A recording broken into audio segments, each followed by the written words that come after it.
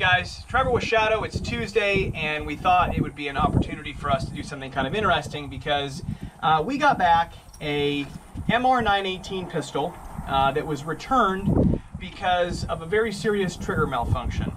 So this was being sold as a used gun at a gun store that had a range as well.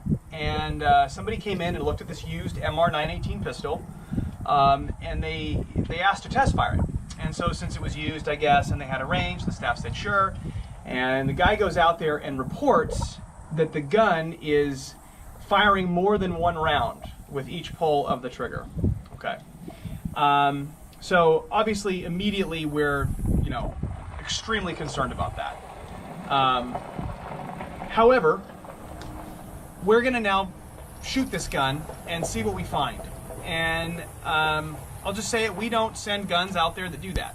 So there have been a remarkable number of times now where we get a gun back that has an issue and we find somebody else's parts in the gun. Or somebody's been monkeying with it and filing and polishing, and so I haven't seen this gun. We actually have not even opened this bag yet. I don't know what I'm gonna find. But I'm gonna go ahead and just make a prediction that we will be able to repeat the issue, and that when we take the gun apart, it will be somebody else's parts. That's just my guess.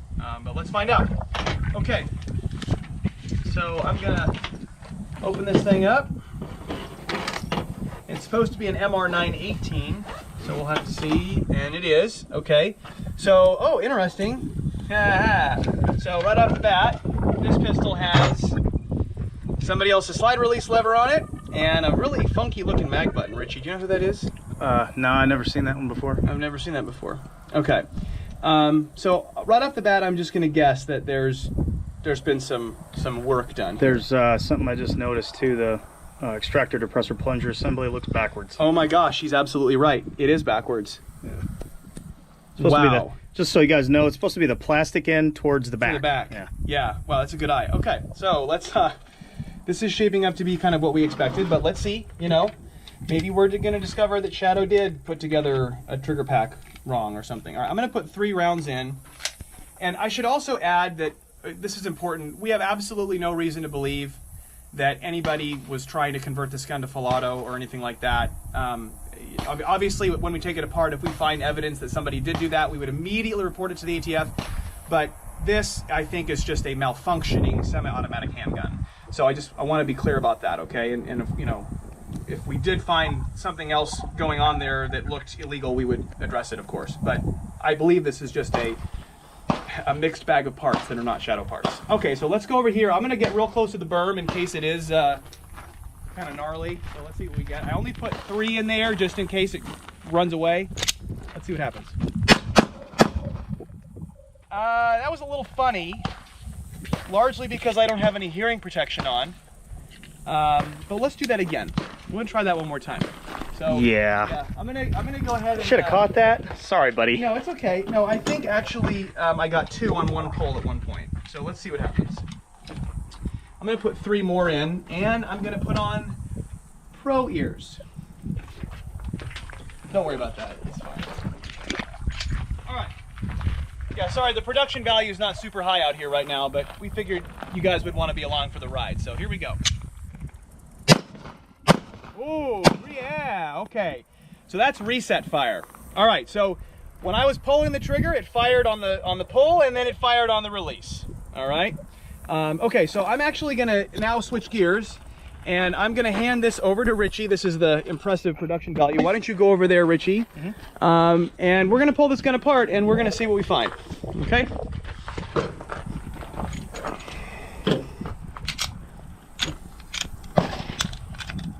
So what are you noticing? Anything weird yet? It looks like not gonna be our. Yeah, that's not the connector that was in this gun on the left. That's what it looks like. I know. I think I know. Let me get the rest. I'm gonna come around this side of you.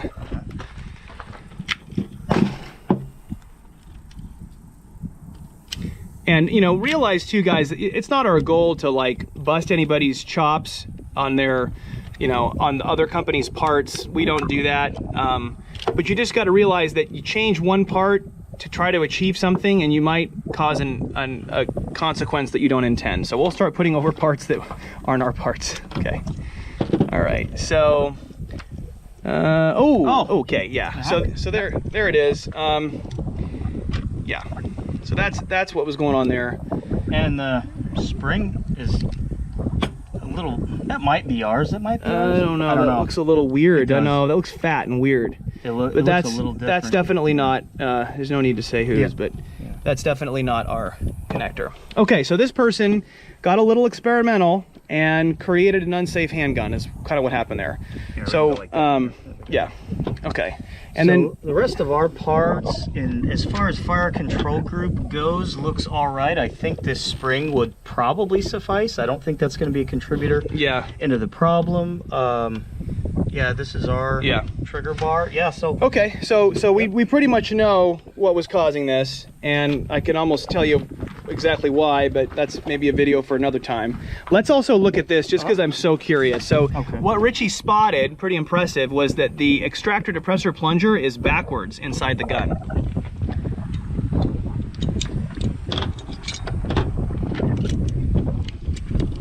So let's come out slow. So, oh my gosh, yeah, it's totally, look at that. It's totally jammed in there. Point to it, Richie, so they can see it. Here. Yeah, that's not supposed to be, that's supposed to be going the other way.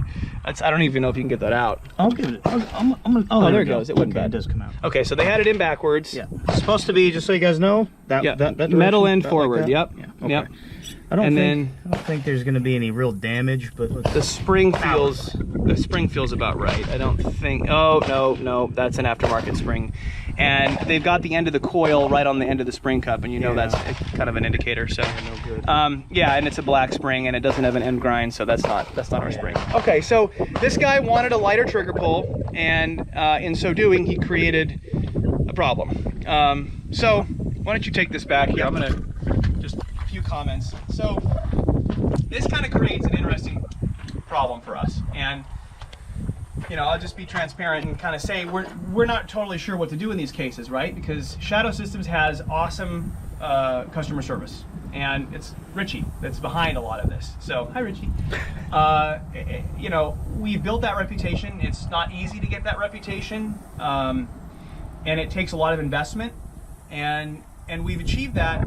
But then when we get faced with stuff like this, where it's like, I mean, this isn't the gun that we shipped, right? But we're going to be paying for shipping both ways and stuff, and we'll be replacing parts, and it kind of leaves us with this question of like, what's the right approach? I will tell you personally, I would rather just eat the cost and know that there's, you know, that the gun that's out there in the world is safe for somebody, right? I don't like the idea of like, oh well, I'm not going to fix this because it's not our parts. That's not the right, I don't think that's the moral choice. So we're going to repair it, but we do have to emphasize, like, as a matter of policy, if the gun doesn't have our parts in it, we can't warranty it, you know. But we're going to solve this problem, and I guess I would just hope that this is kind of a lesson to everybody of like, you know, you can create kind of unforeseen consequences when you modify stuff. We're big on reliability, you should already know that. We try to make selections in terms of how the guns are designed and put together and the parts we use.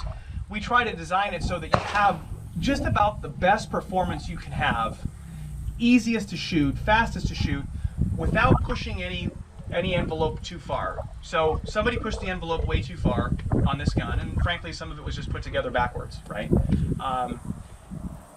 But I guess we just can't guarantee that it's going to work as well, and if it's a gun that you're going to defend your life with, we would urge you to leave it as is. And you know, we have an enthusiastic customer base. You know, people are excited about these guns and they want to work on them, and I get that, but you'll find there's a lot of people out there that bought a cool part for a gun and then ended up going back to stock because there was some drama that happened. So anyway, there's your lesson. That's what reset fire looks like. It can happen with connectors that have inadequate spring pressure or that are otherwise out of spec. And then, you know, just be careful, because when you tinker, you may cause some problems. All right, be safe, guys.